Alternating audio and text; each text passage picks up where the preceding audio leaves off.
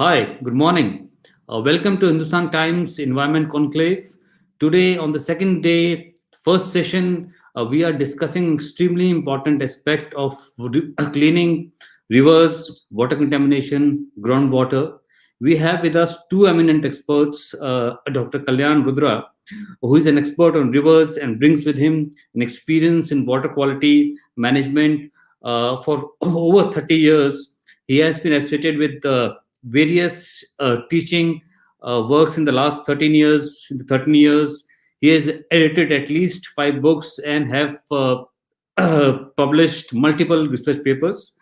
He has been part of various bodies, government bodies across India, and he is also now part of the IUCN. Uh, on IUCN working on Indo-Bangladesh Trans-Border River Atlas.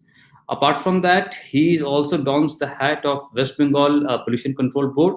But today he is joining us as an independent water researcher and expert with his expertise on cleaning rivers, groundwater management, and also arsenic. Welcome, Mr. Dr. Rudra. We will like to hear a lot from you on the science of water and the cleaning of rivers, groundwater contamination in India. Also with us is Dr. Arunabha Ghosh, who is the Chief Executive Officer of Council for Energy, Environment and Water, which was founded by him in 2010. Uh, Arunabha has been working in this area of groundwater, climate change for a long, long time. He has worked with various bodies internationally also. But I think personally that his biggest achievement is bringing the climate change debate, the water debate to the masses, to a large number of publications this organization has done, and a great work these you guys have done, and you have involved young people in this work of creating knowledge on environment, climate change, and water. Welcome, Arunabha, on this. First, a little bit of background I'll start with. The government in the budget, last budget, has spoken about a vision for cleaning rivers across India by 2030, which is a daunting task because if you see the CPCB data, almost all the rivers, about 60 to 70% of rivers in India, which flows of about 350 that they monitor, are contaminated with one of the pollutants. Uh, and if you see, during the COVID times, there were reports that the water has cleaned, but the CPCB's another report found that the water quality of Ganga, Bias, Satluj, Savarnekha rivers did not comply with the primary water quality for outdoor bathing, and many other rivers on different levels like BOD and others parameters, they were not found to be fit for human consumption on human use in different parts, despite the fluent flow expected to be going down during lockdown, during COVID. And in India, if you see, so much of money has been spent on cleaning of rivers in 1985 after the Supreme Court order. The Ganga Action Plan, the Yamuna Action Plan was started.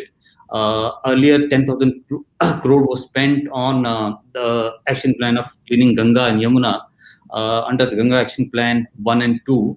And then the present government started the Namami Ganga Yojana, in which about close to 30,000 have been sanctioned, and about 150 projects of the 324 which have been sanctioned have been completed also. But the water quality of Ganga has seen some improvement in some places, but it has not seen a considerable change in the water quality improvement. The reason everybody knows is the large number of industries which are set up across the Ganga River basin, the high use of pesticides in agriculture in the entire basin area, and also the groundwater contaminations that is happening. Dr. Rudra, I'll start with you on this. River, the cleaning of rivers is a challenge as well as an opportunity. Can you delve on this? How this is a challenge, because cleaning rivers have been going on in India for the last 30 to 35 years, but we haven't seen a significant improvement. And what are the opportunities? Uh, Thank you, Chetan, for giving me this chance. Yes, Ganga is polluted. It was first realized in 1985 when Rajiv Gandhi had been the Prime Minister and he launched a program, what we call Ganga Action Plan. And you are right that crores of rupees invested in the program, but if you compare the water quality data of the Ganga or any other river of that of 1985 and that of 2020, you will not find significant improvement. Taking the example of Ganga, Ganga is a huge river covering a basin area of more than 1 million square kilometer. It drains about 11 states of the country and 4 countries are within its catchment. There are 118 towns along the bank of the Ganga, and there are at least 900 what we call grossly polluting industries also developing along the bank of the river. Uh, According to CPCB, Central Pollution Control Board, there are 138 major drains contributing 6,000 million liters of wastewater every day. Before I joined Pollution Control Board, I had an understanding that industries are the major culprit. But now I realize that no industry having their ETP, maybe sometimes they are not working to the desired level, but the urban local bodies or the urban centers developed on the bank of the Ganga use this river as the most convenient outlet of the wastewater. This had been our colonial legacy and that continues. Effluent treatment plant or sewage treatment plant built along these towns and cities did not work as we expected. The main problem had been the house to they failed to connect each and every houses to these STPs, sewage treatment plant. And that resulted that even after using crores of rupees, the Ganga remains, and any other river like Jamuna. If you look at the Jamuna, when it enters Delhi, it looks like a river, but when it leaves Delhi, it looks like a nala. We have here in Kolkata rivers like Adi Ganga, which had been a heritage river. The water quality is worse than any nala or drains. So you will have to understand that the way we try to treat our river system, there was something wrong in it. We'll have to understand that we need to take a decentralized approach. So say Ganga, covering a catchment area of 1 million square kilometer, we will have to understand that we need to take a decentralized approach.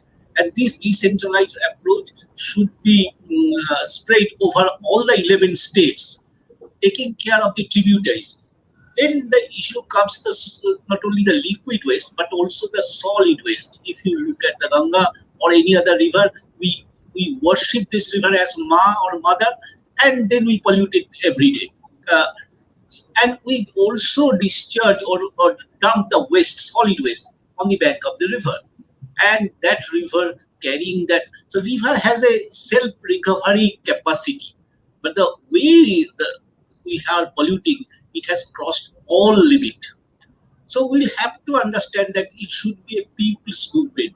Uh, and each and every state, each and every district within the Ganga catchment, each and every citizen in the Ganga catchment should be involved in this movement.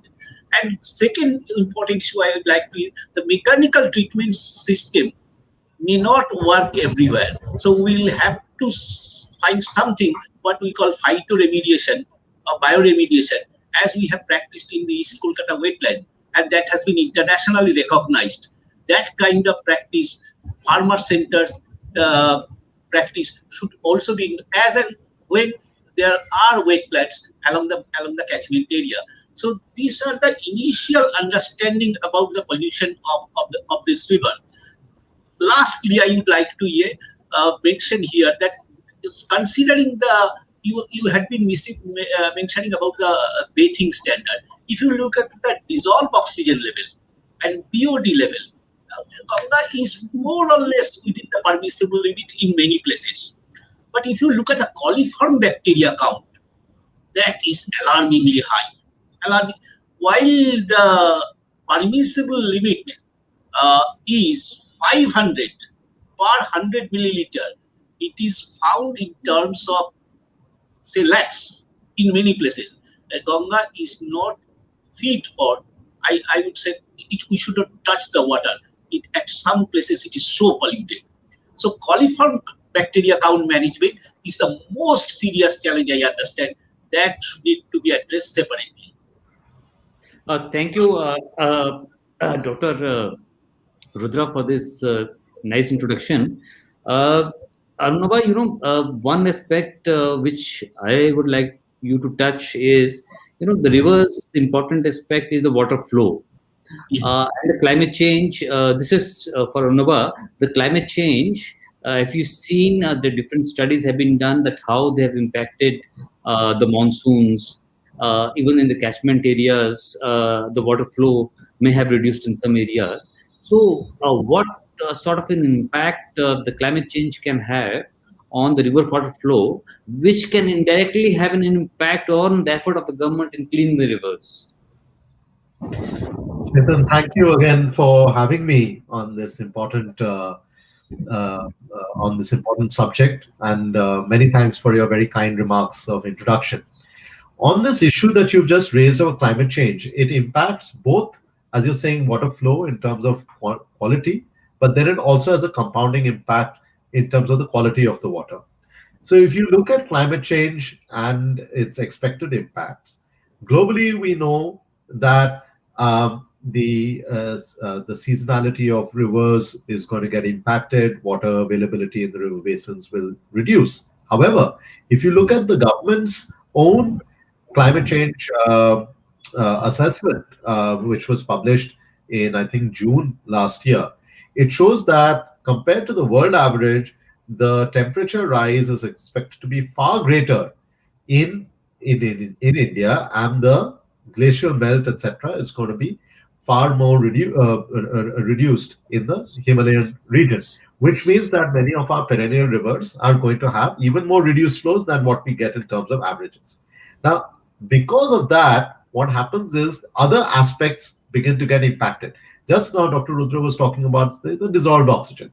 Now, with reduced flow and a degradation in the quality, this dissolved oxygen might also come down, thereby reducing that self-purifying property or capacity of the rivers. On top of that, in low flow conditions, if the input of the pollutants does not change, right? The river is a natural body, but then, as humans, we are continuing to pollute. So if the whether it's from municipal bodies or from industry, if that does not change, then basically you are expecting a volumetrically reduced amount of water having to handle the same amount of waste, which is then going to increase either pathogen contamination in the case of, rather pollutant concentration in the case of droughts, or even if there are extreme events in terms of floods, then the pathogen contamination can actually spread beyond the river to neighboring fields, etc.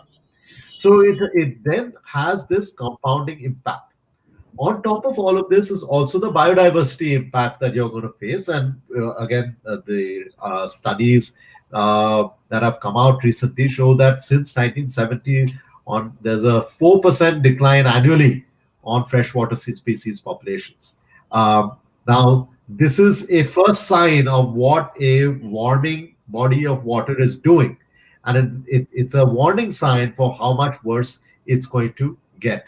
So, in addition to everything that Dr. Rudra was saying, and which I agree with, the climate risk is actually compounding this problem.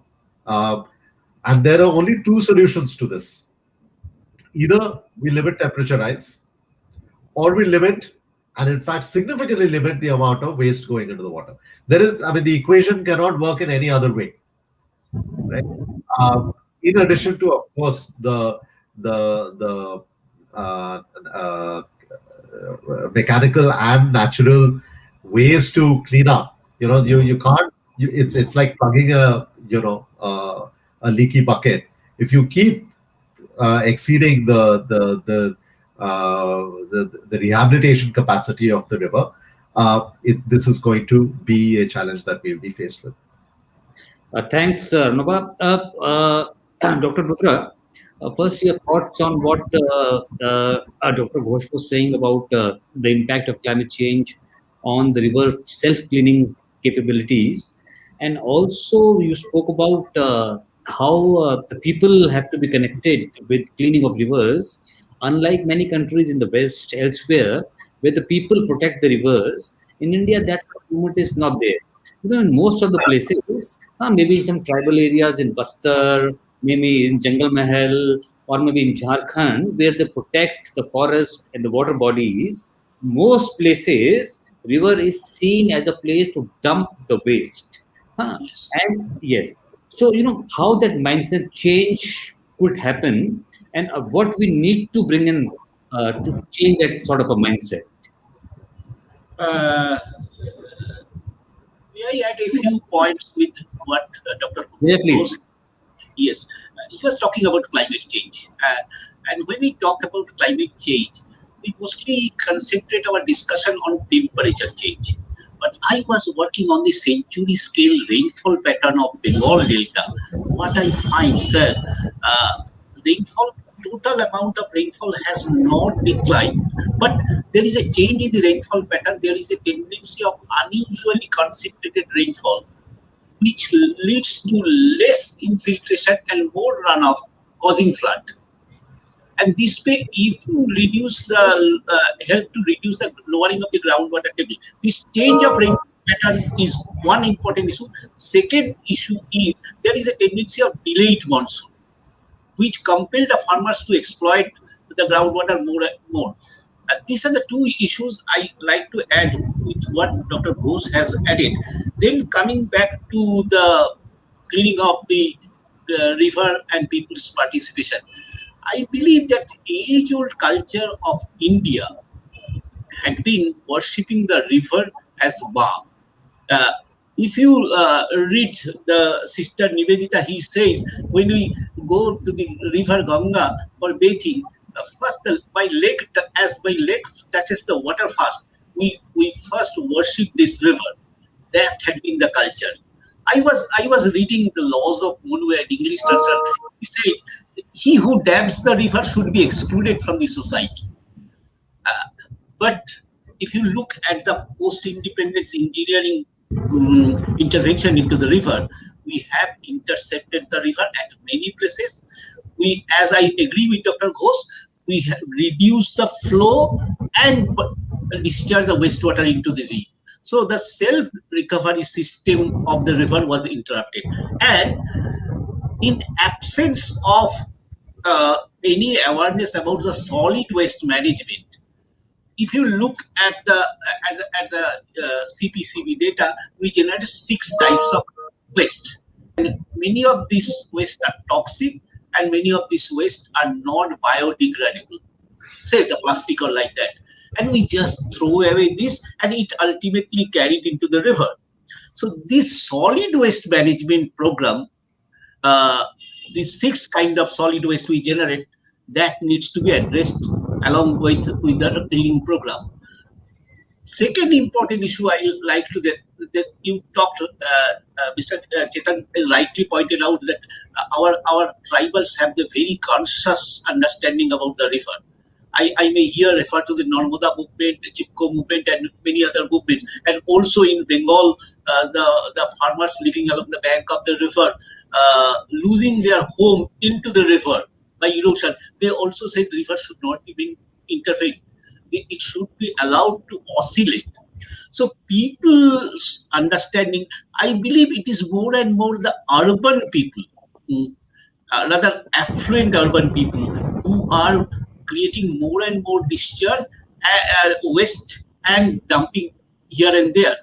So the issue of segregation, recycling of the waste, that is very, very important. In Bengal, we have about 107 legacy dump sites. It looks like hill in different urban centers.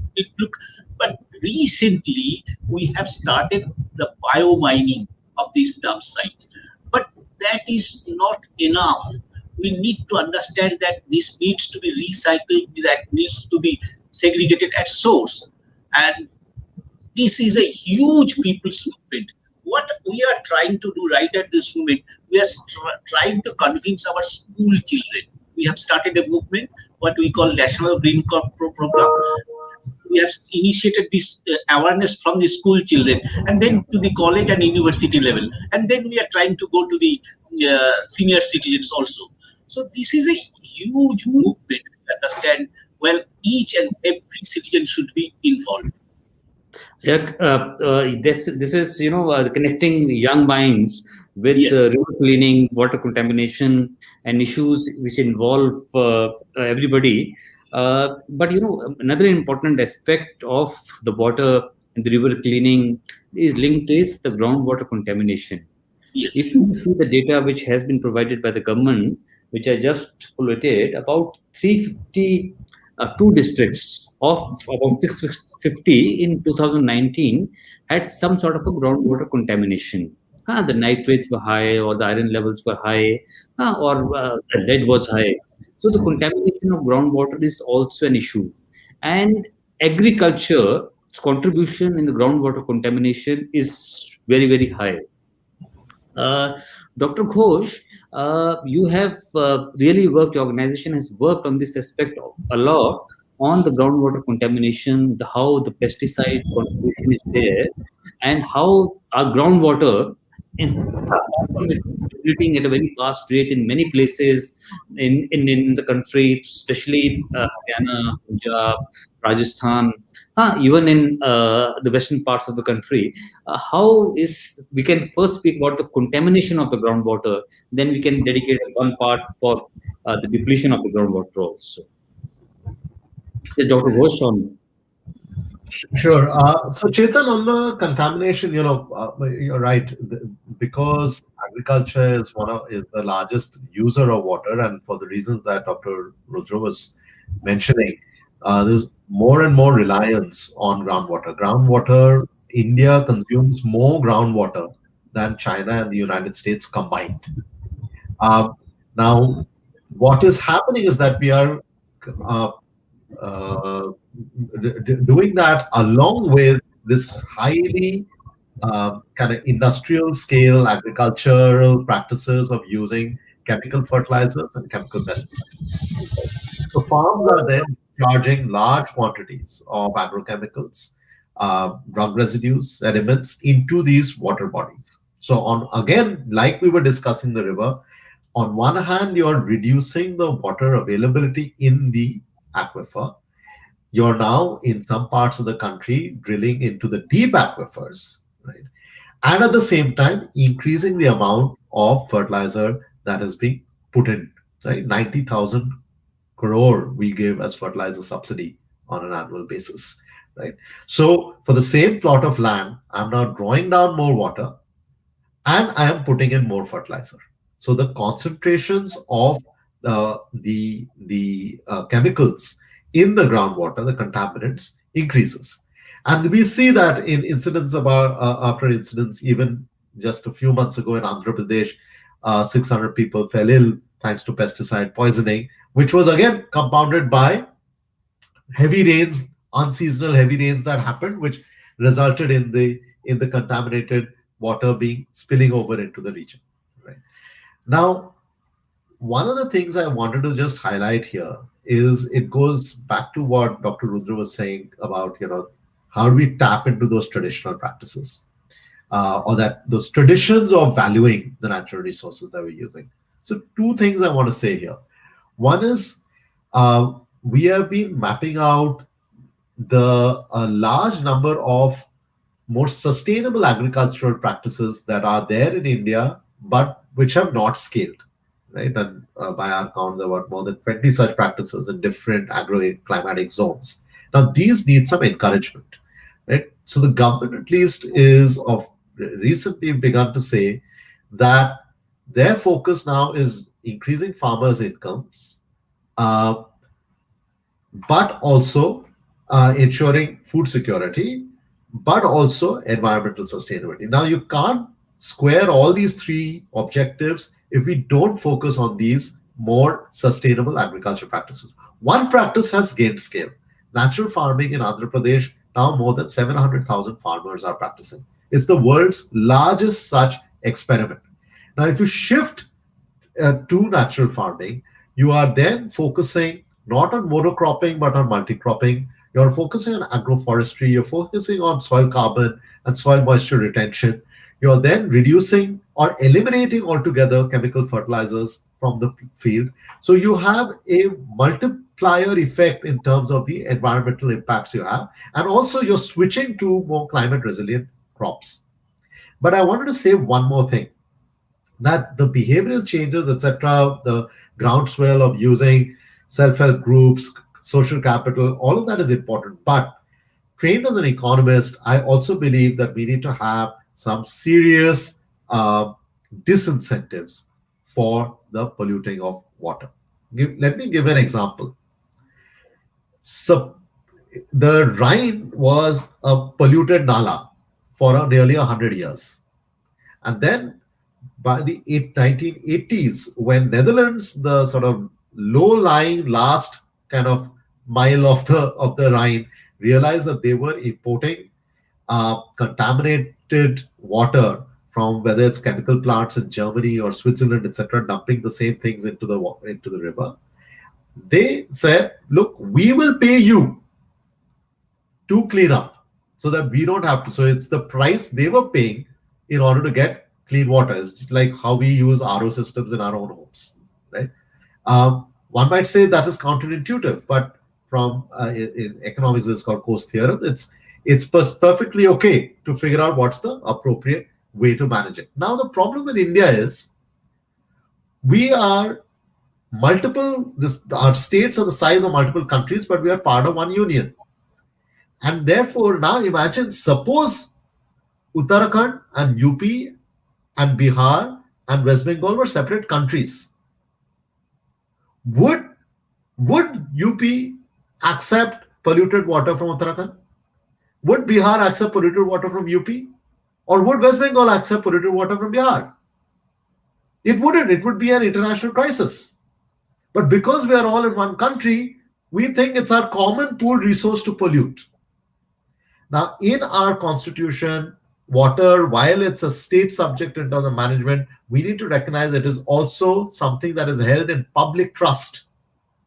We have to use this public trust doctrine to apply stringent provisions against permitting municipal bodies or industries from polluting rivers.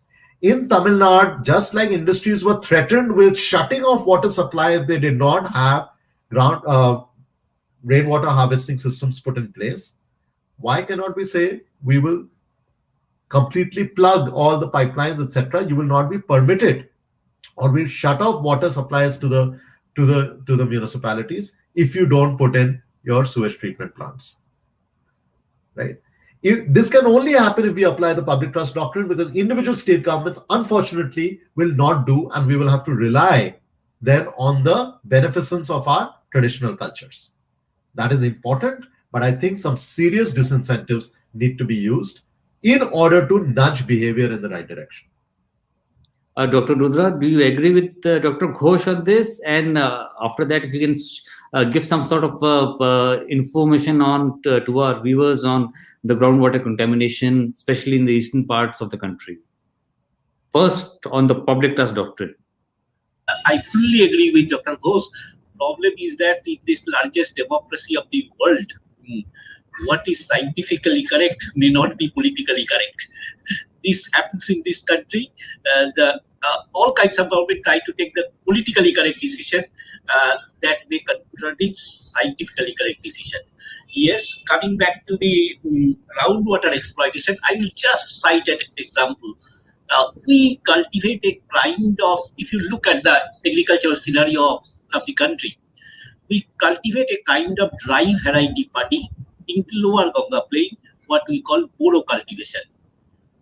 It is planted in December, harvested in April. And during this time, since we don't have any rainfall, and the canal network which we developed did not work to the level of expectation, as the water efficiency in the canal dam network was less than 40%. The farmers were given incentive to rely more and more on groundwater. How much groundwater they exploit in the Boro field? It is 1500 millimeter. 1500 millimeter. That is 1.5 meter of water they exploit from the groundwater pool. And how much infiltration in the previous season they had? Only 300 millimeter. So every year we are recording depletion of groundwater at the rate of 20 centimeter. This result desiccation of the river because groundwater pool has a connectivity with the river. Yes. This is called effluent seepage or base flow towards the river. Since groundwater pool is going down continuously, Yes. that base flow is reduced substantially. That leads to, if you go to Allahabad during the February, the Ganga, you can just walk across. Thanks to the rivers coming from Nepal, Koshiganda, Ghargora, that rejuvenates the river. So the river, the Ganga we are receiving at Bengal is virtually the Nepalese Ganga, not the Ganga coming from Gomukh. This is clear. You can go and find. So you will, and I would like to add one more point. In absence of any regulation regarding how much water we really can exploit from the river, upper riparian state taking the advantage always, Yeah. and lower riparian states are being deprived. And in case of all dam canal network, you will find that upper riparian states are always river. We have a misconception about the river. I clearly understand. I have been teaching for a long time. We understand river is a conduit of flowing water. No, river carries the sediment load. River has the energy, and river is the biodiversity hotspot. So these four components needs to be. But when we intercept the river, we are converting the flowing water into a stagnant pool, compelling it to deposit the sediment load thereon. I had been working with a consortium of the IITs. Ganga at Farakka point in 1980 carried 800 million tons of sediment load, suspended sediment load. Now it carries only 170 million tons. So we talk about the water, but we never talk about the sediment load. The Hilsa earlier used to swim even up to Belarus. Nowadays, you will find that they are trapped, they are interrupted, their movement is interrupted. So this way, we understand that it is a human society has the exclusive right over the water. Human society has exclusive right over the, and upper riparian states is dominating over the lower riparian. This needs to be addressed. We will have to understand the river is a common property, is a natural resource. We will have to understand how much water we should take away from the river and how much water should be allowed to flow into the river. This needs to be harmonized, and this is the root of the emerging new concept of ecological flow. I believe Dr. Ghosh will agree with me. Absolutely. Yeah, ecological flow has been spoken in terms of, as far as I understand, more on the terms of allowing the dams in Uttarakhand. When there was a huge protest against dams in Uttarakhand, the studies were done on how much ecological flow should be allowed. Even when B.K. Chaturvedi was a member of Planning Commission, a study was done on the ecological flow of River Ganga, how much it should be allowed. And sadly, it has not been implemented because many states have protested. But even what that committee recommended, if it would have been allowed, if it would have been implemented by the upper representative states, I think Ganga could have been much better in the last 5 to 7 years also.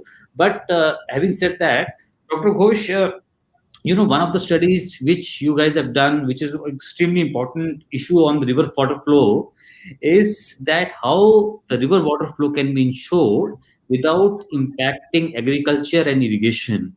So you have done a detailed study on this. If you can tell us more on that, it will be an interesting aspect for discussion. Yeah, thank you, Chetan. This issue of, again, just like Dr. Rudra was saying, we think of river as only a water body rather than everything else, and that water can be simply used for our economic activities. And there, primarily, we look at agriculture. So when we say, oh, we have to increase ecological flows in the water, in the river, and therefore you have to reduce water availability for economic activities, and therefore you have less water for agriculture. Immediately people stand up and say, oh, how will this impact food security, right? So we have to now contest these uh, received wisdoms that are completely at odds with actually what the science says. For instance, we find that we can the paddy cultivation in India, if you measure even the most efficient farmers and benchmark them against the less efficient farmers. So we're not even talking about let's use Chinese practices or Mexican practices. We see that you can reduce water consumption per hectare by say about 25% in Maharashtra, up to 73% in Andhra Pradesh, to grow the same amount of crop. Overall, our estimation is that 20 to 47% of irrigation water could be saved in 2030 and 2050 if low to high water saving irrigation practices were adopted.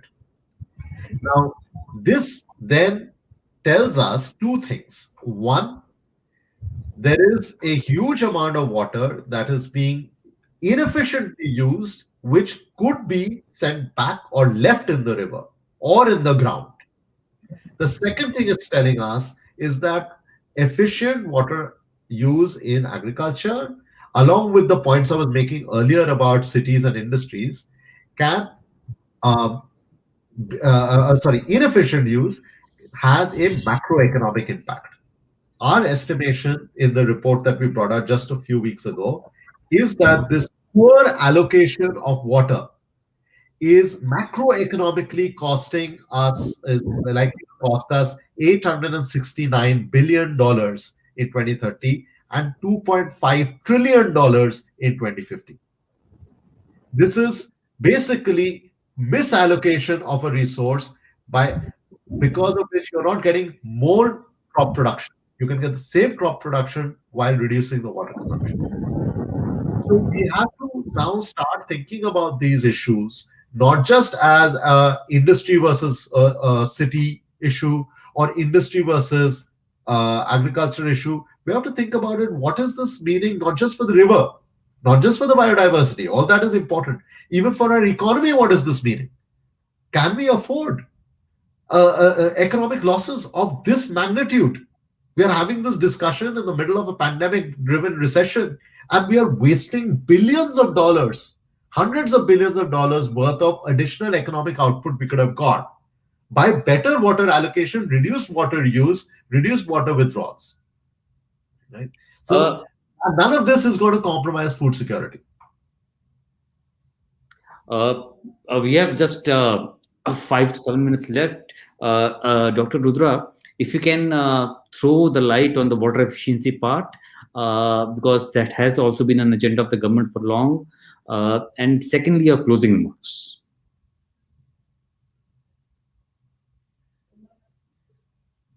Water resource. We have about 690 billion cubic meter of surface water and 430 billion cubic meter of groundwater, what they call utilizable water resource.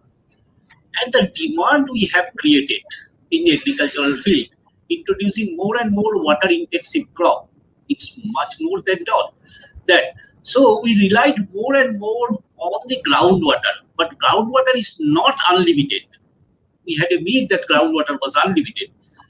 We forgot that river needs to flow. Total water withdrawal from the river does not necessarily mean the more and more GDP growth. If river goes dry, the civilization will just wither away. So we will have to understand a compromising limit. We will have to fix how much water we should take away from the river, how much water we can exploit from the groundwater. And accordingly, the selection of crops should be made based on the availability of the water. We forgot the availability of the water and introduced so water intensive crop that is creating countrywide problem of arsenic, problem of fluoride, problem of salinity, and many other problems. and even rivers had been going dry. As the concluding remark, as suggested by Chetan, I would say I had been working on the consortium of the IITs formed in 2009, and we submitted our report in 2015 to the government of India. The four issues we flagged: one, rivers should be overall, that is, it should be flow should be continuous. Second is the water should be nirmal. That means not a single drop of wastewater should be discharged into the river. And here is the question of ecological flow. It is not a matter of arithmetic hydrology, like 15%, 20% of the water should be allowed down the stream. We'll have to understand the ecological demand of the river. And more important is, river is a hydrological entity. Hydrological, it's a part of the hydrological cycle. It should not be stopped. It should be allowed to flow. And lastly, we need to recognize the ecological entity of the river. Human society is not the exclusive custodian of the river. Each and every species having their right. And I strongly believe that we are living in this ecosystem, but everything is connected to everything else. And I would like to quote Barry Commoner, where he says, nature knows the best kind of engineering. We'll have to realize that nature should be allowed to work. That is the greater common good for the society and the ecosystem. Dr. Ghosh, your concluding remarks and observations? My concluding remark is to simply say that what we are seeing now, it's going to get worse. We are in the process of developing at CEEW India's first climate risk atlas at a high resolution level, at a 25 square kilometer level. When we start looking at even the past 50 years in terms of hazards and extreme events that are happening, we see that now 75% of India's districts are hotspots for extreme climate events. What is more troubling is that 40% of our districts are showing trends of either shifting away from being traditionally flood prone to drought prone, or vice versa. And this is happening when carbon dioxide parts per million are 417 in the atmosphere. This is going to keep rising. So as temperatures warm, as climate change hits us, these climate variabilities are going to have a much more severe impact, not just on rivers in that kind of direct way that I mentioned earlier, but also as how we as human civilization then respond to it. Because if we respond in a panic, then we will start drawing down our groundwater even more, or we will start drawing out the river water even more, or we will panic in terms of not knowing how do we respond to sudden floods or sudden rainfall, etc. So our approach towards river management and this broader hydrological cycle management has to factor in the rising climate risks that we are heading into. And therefore, I would only urge that we adhere to what Dr. Rudra was saying, that we focus a lot more on the nature-based solutions that the river provides and surrounding areas, the floodplains provide, in terms of our responses. If we don't do that, we are in deep trouble. But I don't want to end this on a note that all is doom and gloom. There are enough agricultural practices, community-based social capital existing in the country, traditional knowledge, and modern technology that can be brought together with the right incentive structures. And this is not at the cost of growth, as I was saying. It is not at the cost of productivity and output. You can do a lot more with what we have. So let's just take that lesson and take it forward from there. I think one of the key factors which has emerged is that the public trust doctrine should be invoked by the center, and also the right of all the species, not just humans. Every species, the right over water should be recognized, and we should look forward for water efficiency in all aspects of life, from rivers to water bodies in daily life. And there should be an incentive to people to protect the rivers, to protect the groundwater. And I think, the new water policy which the central government is coming up, some of the issues I expect they will address and come up with a new policy which will change how we have managed our water bodies and rivers in the last 40 to 50 years. It was really nice speaking to both of you. It was extremely enriching discussion we had. Thanks a lot. Thank you, Chetan. Thank you very much. Thank you, Dr. Rudra.